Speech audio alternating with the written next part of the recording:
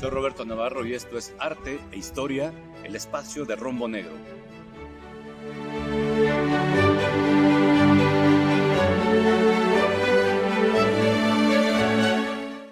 Es una escuela, o sea, una corriente del arte que va a nacer en Nueva York, justamente.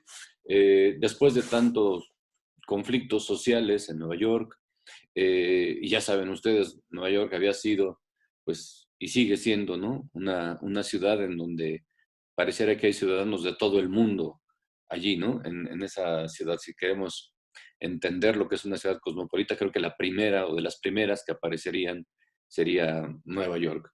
Este movimiento de la escuela de Ashkan, bueno, de hecho el nombre de Ashkan, pues ni siquiera se lo ponen ellos, ¿no? O sea, porque nadie se quiere poner un nombre como este, ¿no? Como la basura o el contenedor de la basura o de las cenizas, ¿no? Es más bien es un nombre despectivo que le dieron pues mucho tiempo después a esta escuela.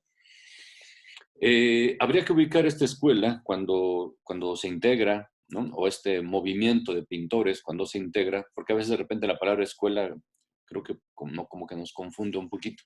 Entonces, esta corriente del arte neoyorquina, les decía, habría que ubicarla entre 1908 y 1918.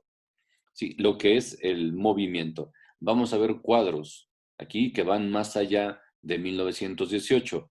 Por la misma razón que hemos hablado, que sucedió con otras vanguardias, ¿no? En Europa, en donde una cosa es el movimiento, una cosa es cuando los artistas están, digamos, más o menos de acuerdo en una determinada estética y llega un momento en que pues esa estética, ese movimiento empieza a desvanecerse, pero bueno, hay pintores que continúan con aquella estética, aunque el grupo precursor del movimiento se haya desintegrado.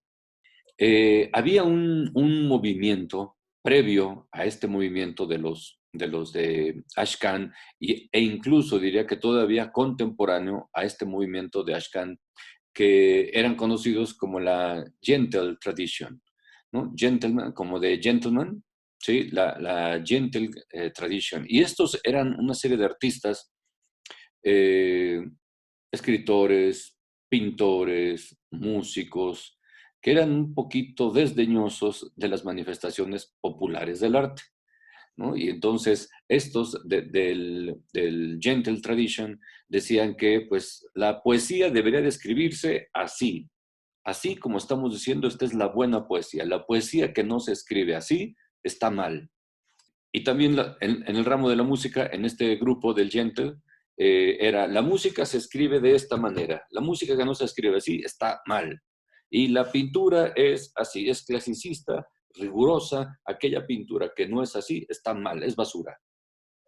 Y entonces estos que obviamente son más jóvenes, ¿no? Entonces llegan con este ímpetu, con estas ganas de criticar y de ir en contra. Y entonces más bien estos de la escuela de Ashkan se dejan influir por el movimiento impresionista que había ya muy fuerte allí en Estados Unidos.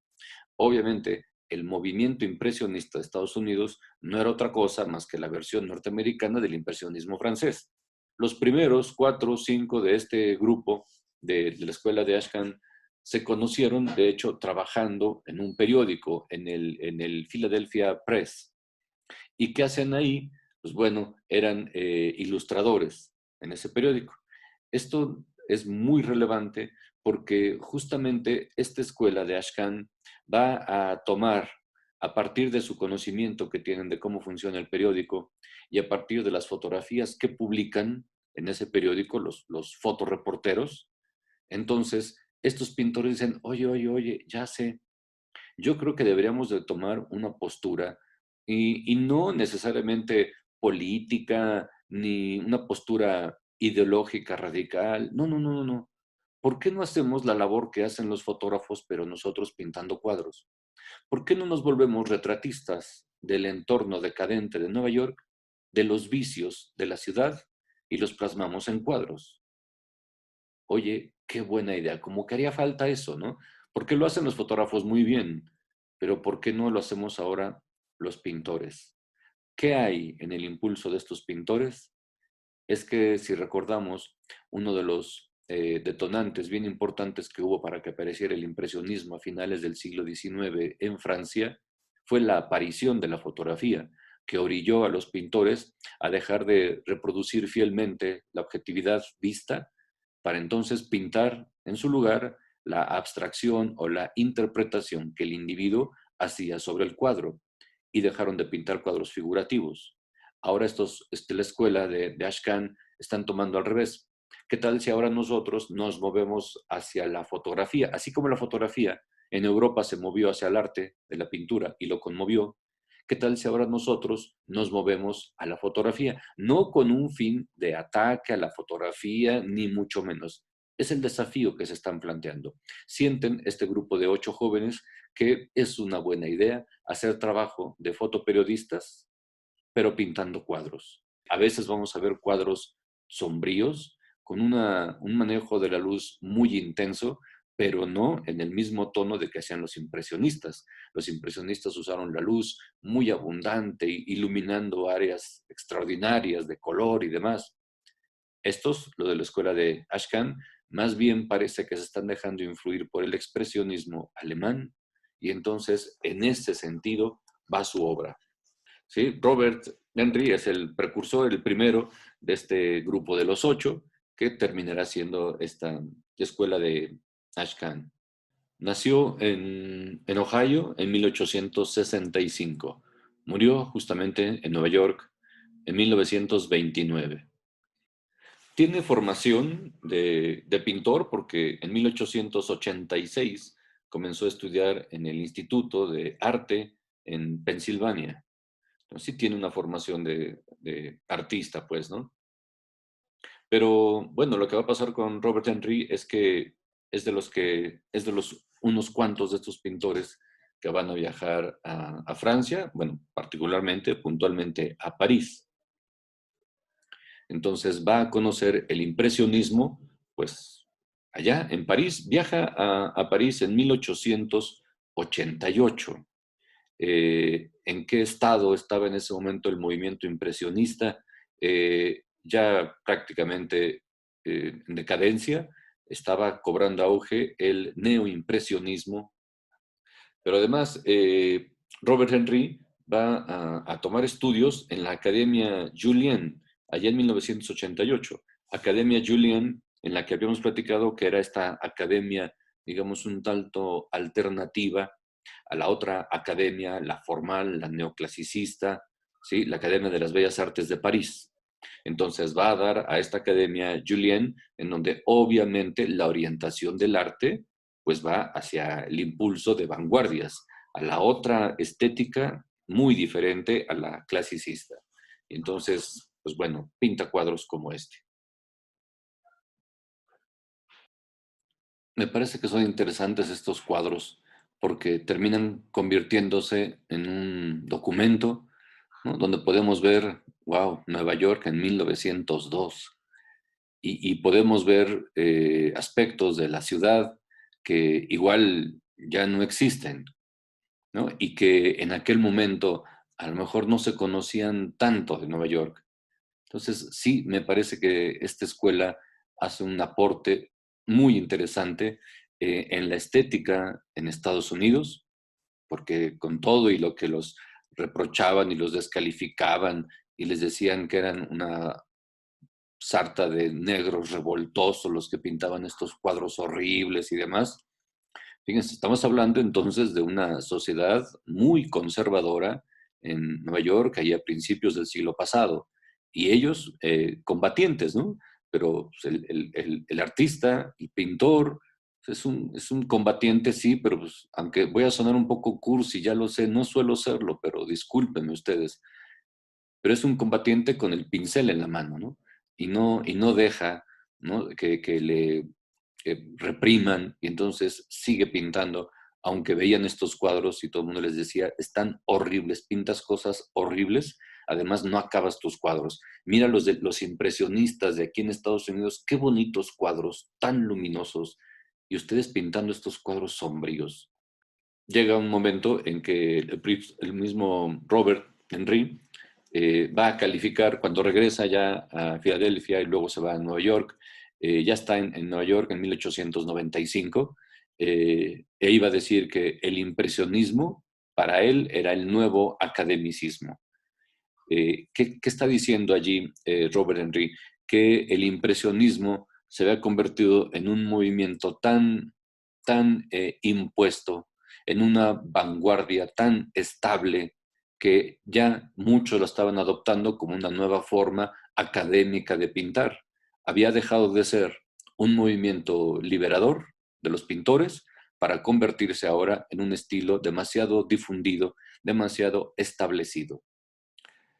Algo que también va a ser Henry como líder del grupo, ¿no? Un líder no demasiado arriba del resto, ¿no? O sea, es un grupo bastante horizontal, no es cerrado, les decía, no es que se reunieran justamente los 8, 9 o 10 a definir lo que iba a ser el movimiento, simplemente iban con esta libertad y coincidían en algunos puntos de vista, coincidían en el trabajo, porque trabajaban en el Philadelphia Press, y bueno, siguieron la idea de Robert Henry de hacer esta especie de trabajo documental, pero con pinturas.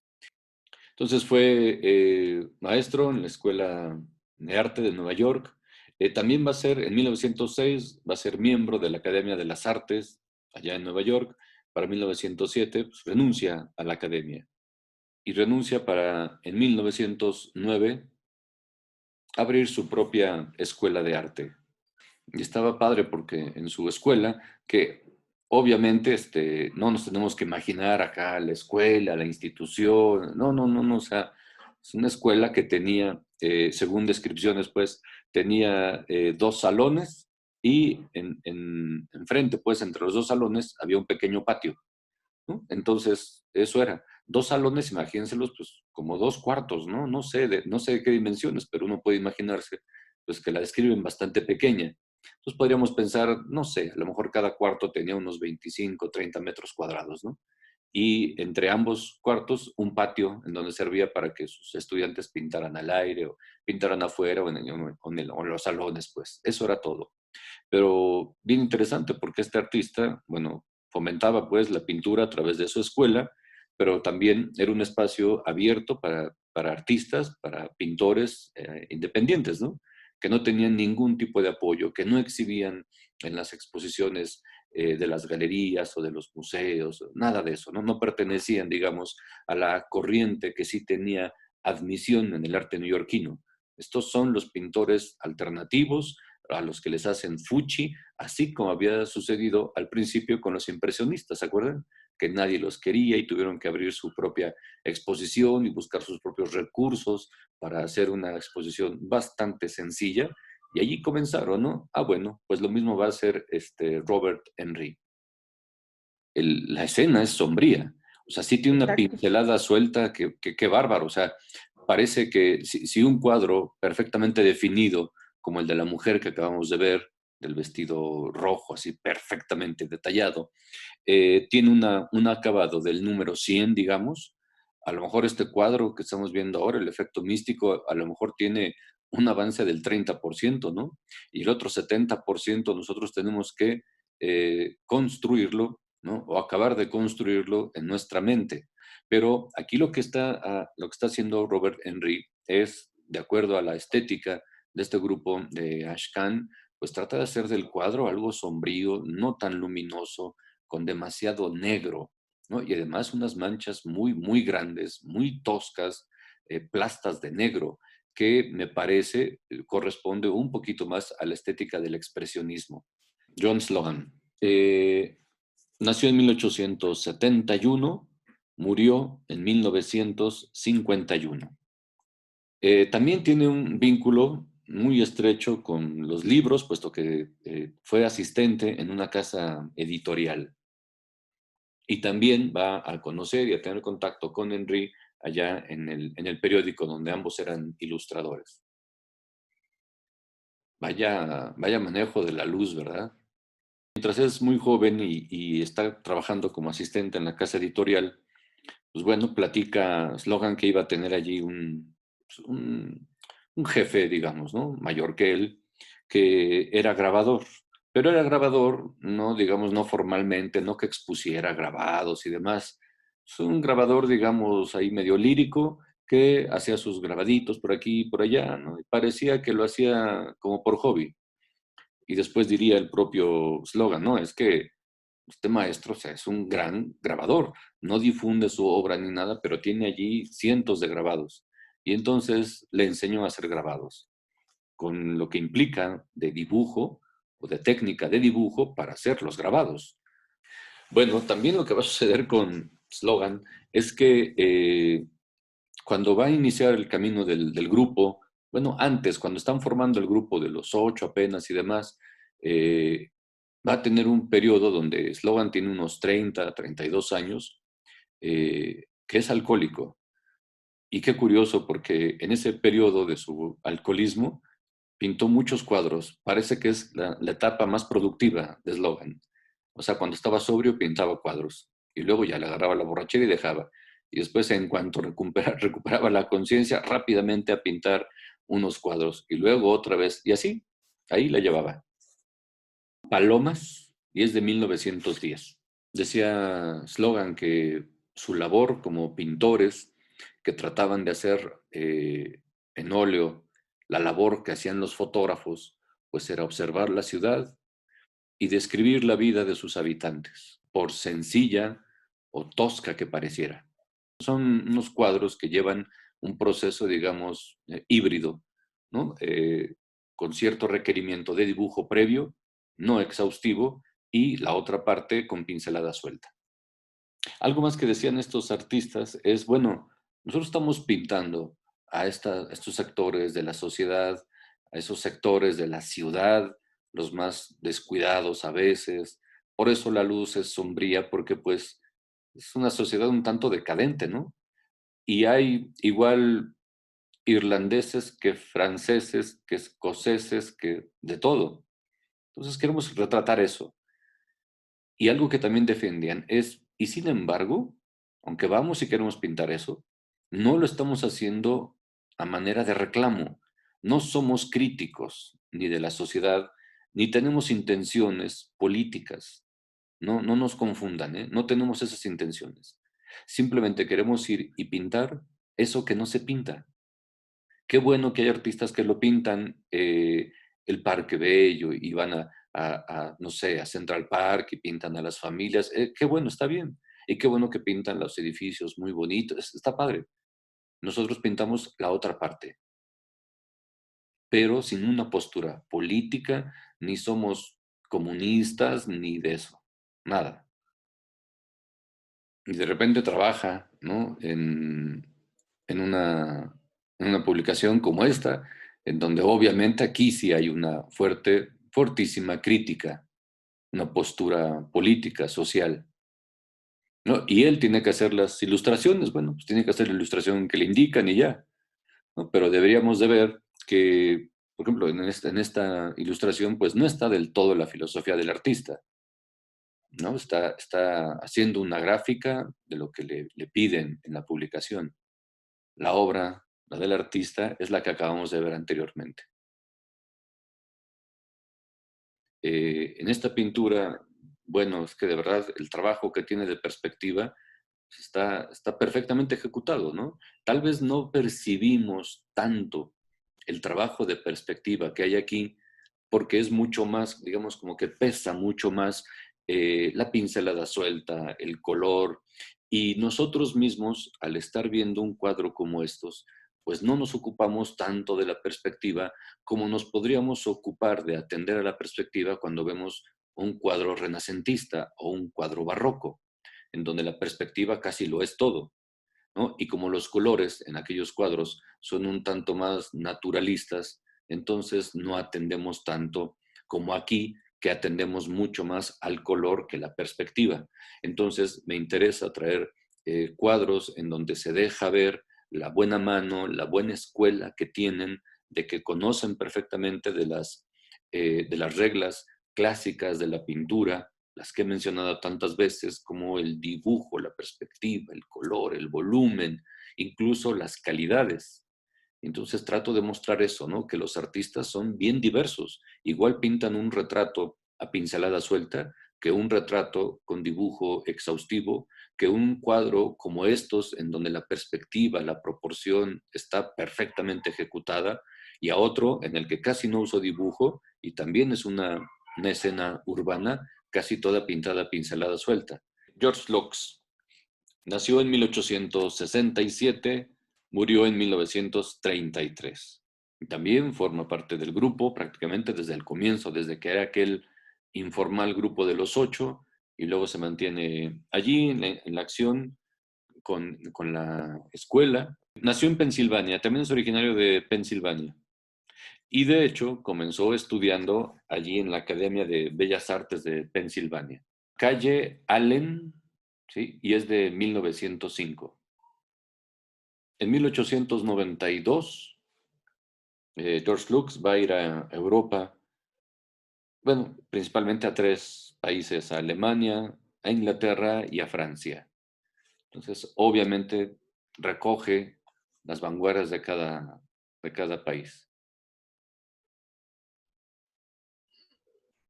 Este cuadro se llama Luchadores y es de 1906. No nos podemos imaginar a un pintor de la academia, a un pintor de ideales un tanto, digamos, neoimpresionistas, un poco conservador. No nos podemos imaginar a esos pintores de las academias, de los salones, de las galerías, yendo a un barrio en donde se organizan luchas, en donde seguramente las apuestas, aunque clandestinas, pues, fluían con toda libertad, yendo a pintar ahí, ¿no? Ahí es donde se encuentran estos artistas con sus motivos. Cuando se da la lucha de independencia de Cuba, ¿se acuerdan que está Cuba batallando por la independencia contra España? Ya en los últimos años del siglo XIX y apenas en los primeros del siglo XX. Y se acuerdan que finalmente quien se sumó a esa batalla fue Estados Unidos. Ah, bueno, pues este artista, George Lux, va a estar en Cuba justamente en 1897, en el medio de una de esas tantas batallas de Cuba por liberarse del control español. Y va a hacer una serie de dibujos, ¿no? Respecto, y grabados, ¿no? Respecto a lo que ve allá en esas batallas. Vaya título, ¿verdad? Del cuadro. También como la atmósfera es un tanto como la anterior, ¿no? Seguramente este desfile no fue en la noche y aquí parece que lo pinta ya en la tarde-noche. William Lakens, perdón. Nació en 1870 y murió en 1938.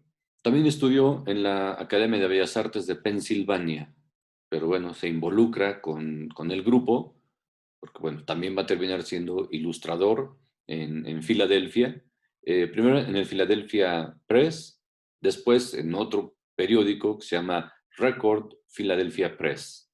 Se integra con el grupo porque este Glaikens es amigo de Slogan, el que veíamos hace un momentito. Y es justamente Slogan quien lo presenta con Robert Henry. Entonces, así es como se empata con el grupo y ya va a pertenecer a él. Este artista, Glaikens, venía de una familia, de una condición económica pues, un poquito mejor que la de los otros compañeros. Glaikens también va a viajar, los va a alcanzar, digamos, allá, y entonces Glaikens va a rentar pues, una habitación un poco más amplia que lo que podían los otros y los invita allá y hace su propio estudio. Glaikens va a tener entonces esa habitación también como su estudio. Igual tendríamos que pensar no en un estudio como de repente pensamos que son los estudios grandes de los artistas y todo, ¿no? Simplemente un estudio donde hay 2, 3 caballetes, hay pinceles suficientes y hay óleo con que pintar. Listo, con eso. Cada quien traiga sus bastidores y aquí pintamos. De él sí sabemos que empezó pues también muy temprano a exponer, por ahí de 1903, ya está exponiendo cuadros que no necesariamente pertenecen allá a la escuela de Ashcan. No, son cuadros, digamos, más o menos en esta estética, más luminosos, muy cuidados, no son sombríos, y esos cuadros son los que empieza a exponer pues, en pequeñas galerías. Pero efectivamente, él sí está vendiendo ya sus cuadros. Los otros cuadros, los que son un poco más oscuros, sombríos, que pintaron allá en los rincones de la ciudad, esos pues no tenían mucho éxito. Y aquí también me parece que el color, la luz, las texturas de la calle encharcada, los reflejos, la textura del lodo, la nieve, los árboles, me parece que es lo primero que salta a la vista. Sin embargo, también habría que ver que tiene un trabajo, una observación de la perspectiva sumamente precisa. Y no pintaron muchos cuadros en interiores. Glaikens es uno de estos que tiene esa opción de pintar cuadros, pero miren, les decía que Glaikens ciertamente pues, corresponde a un nivel económico un poquito superior a los otros, y creo que aquí se nota, ¿verdad? Este debe ser uno de los artistas de mayor reconocimiento de esta. Perteneció a la escuela, pero después, como ya decíamos, pues tomará su propio camino y vamos a ver algunos cuadros posteriores a 1918. ¿Sí? Hopper nació en 1882. Miren, como un poquito más tarde que algunos de la escuela de Ashcan. 1882, murió en 1967. Tuvo una formación también académica en la Gracias. Escuela de Arte de Nueva York. ¿Sí? Aquí otra vez lo de la perspectiva, perdón, que hemos hablado, la dirección de la luz, la forma, se ve que lo tiene muy bien dominado. Es más, hasta nos ayuda Hopper aquí un poquito con la perspectiva y con los planos, al anteponer aquí en la parte baja y en la parte, en la inferior derecha, esa roca que está ahí y un poco de pasto, como para que veamos que en primer plano hay algo. Y después el segundo plano con esos techos y esas velas que se ven por allá, ¿no? Entonces sí aprendió cuando en 1900 comienza a estudiar en la Escuela de Arte de Nueva York. A Europa va en 1906. No va a estar tanto tiempo en París. Parece ser que le interesó más buscar en otras ciudades, Berlín y Londres. Con Hopper va a pasar más o menos como con Robert Henry, que dice, bueno, pues yo estuve muy atraído y me gustó mucho la obra de Manet y me gustó la de Monet, ¿sí? Y la de los otros impresionistas y posimpresionistas. Pero igual que Robert Henry, dice Hopper, pero a mí realmente quien me dejó impactado es ese pintor español de la primera mitad del siglo XIX, un tal Francisco Goya. Respecto a lo que decíamos de otros artistas, del empleo del dibujo en las arquitecturas, bueno, aquí queda claro, ¿verdad? Que este cuadro, este edificio, pues sí, requirió forzosamente un dibujo bastante detallado. Ya después, la condición recta, las esquinas afiladas de los sillares de este edificio neoclásico, pues obviamente las va suavizando un poco, ¿no? Con el pincel. Esto es la obra que más se reconoce en Hopper. Una vez que regresa a Nueva York, regresó a finales de 1908 y entonces allí es cuando se integra, ¿no? con el grupo de la escuela de Ashcan. Y le va a interesar particularmente estas escenas, ¿no? Nocturnas, en donde capta esta atmósfera de soledad en las calles de Nueva York, con restaurantes o vitrinas muy iluminadas y en torno a ellas la noche. Diría Hopper que en su estancia en Europa, puntualmente Berlín, había conocido el movimiento expresionista y que, bueno, también le había causado cierta impresión, igual que la pintura que ya mencioné de Goya.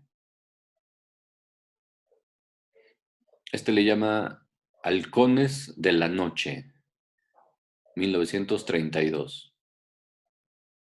Y se ve que ya muy, muy de noche, ¿no? Todo apagado, la calle desierta y solamente sus amigos ahí. De todos modos, la soledad, ¿no? El que está acá solo, pues, en medio ahí de la barra y todo aquello. Esas son las atmósferas que le gusta a Hopper. Bueno, y las que le han dado mucho más reconocimiento. Por ejemplo, este cuadro diríamos que es un aire largo, ¿sí? Se ve mucho más horizontal. De hecho, el término de aire largos y aires cortos también se usa en la escultura.